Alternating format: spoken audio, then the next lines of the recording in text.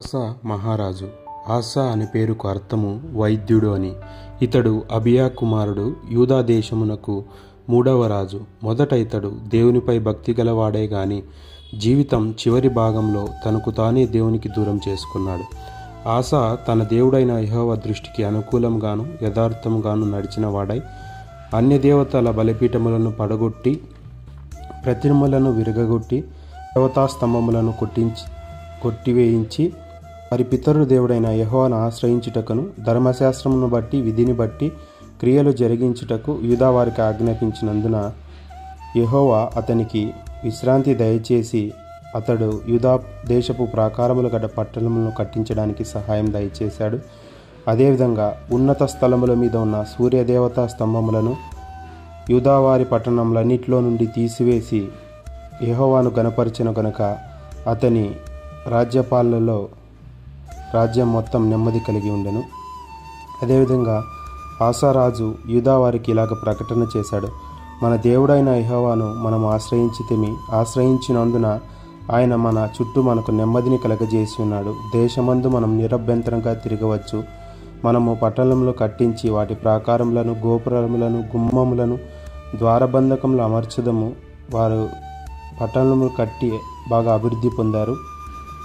అదే సమయంలో కూషీయుడైన జెరాహు అను రాజు ఆసా రాజు మీదికి దండెత్తి వచ్చినప్పుడు ఆసా తన దేవుడైన యెహోవాకు మొరపెట్టి, యెహోవా, విస్తార సైన్యమైన ఆ కూషు దేశపు సైన్యం చేతిలో ఓడిపోకుండా బలము లేని వారికి సహాయము చేయుటకు నీకన్నా ఎవరూ లేరు. మా దేవా యెహోవా, మాకు సహాయం చేయము. నిన్నే నమ్ముకొని ఉన్నాము. నీ నామమును బట్టి ఈ సైన్యమును ఎదిరించుటకు బయలుదేరి ఉన్నామని యెహోవా, నీవే మా దేవుడవు. నరమాతృలను నీ పైన జయముందనీయకమని ప్రార్థించగా దేవుడు ఆసా ప్రార్థన విని కూషీ సైన్యమును మొత్తగా వారు అక్కడి నుంచి భయంతో పారిపోయిరి.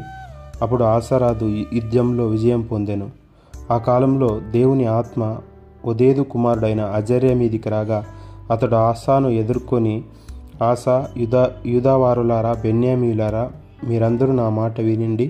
మీరు యెహోవా పక్షము వారైన ఎడల ఆయన మీ పక్షమునుంటాడు. ఆయన యుద్ధ విచారము చేసిన ఎడల ఆయన మీకు ప్రత్యక్షమవుతాడు.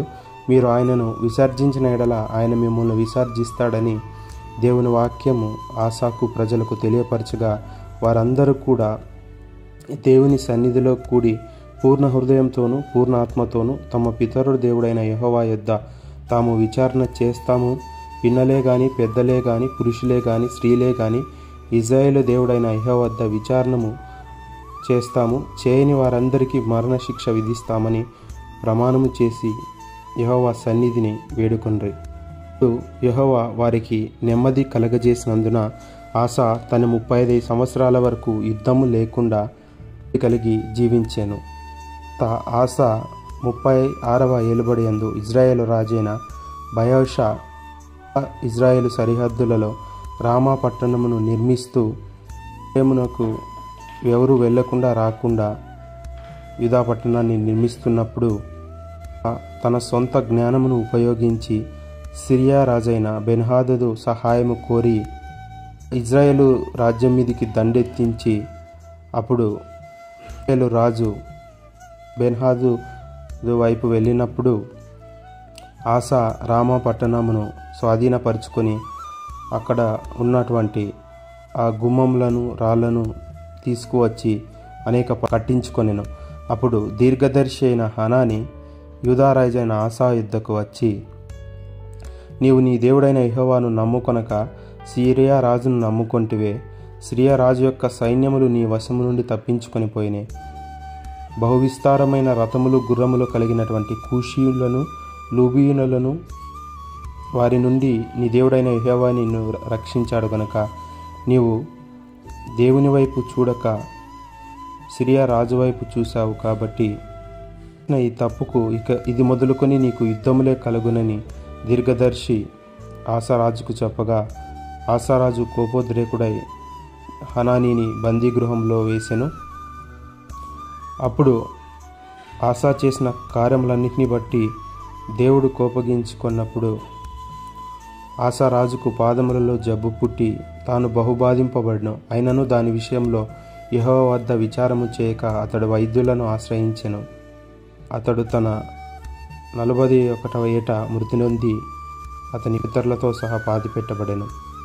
రాజు తన జీవితము చరమాంకంలో దేవునికి విధేయంగా ఉండుట మాని సిరియా రాజును నమ్ముకొనుట వల్ల జీవితము ముగిసిపోయెను.